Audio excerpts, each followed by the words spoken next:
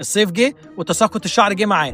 هل فعلا الصيف بيأثر على الشعر؟ أيوة، في حاجة اسمها تساقط شعر موسمي، دي بتحصل في الصيف أو مع آخر الصيف.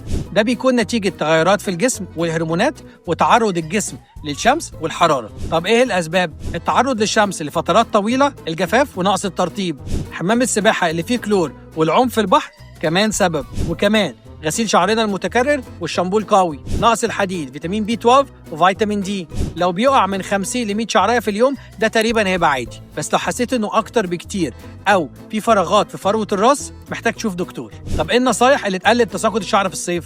استخدم شامبو لشعري خفيف ومرطب، وكمان اشرب ميه كتير. نحاول نحمي الشعر من حرارة الشمس، وكمان لو بنستخدم سشوار أو مكوى نقلل درجة الحرارة شوية، وكمان ممكن تخلي الدكتور يعمل لك تحاليل عشان نعرف إذا كان في نقص فيتامين دي وبي 12 والحديد.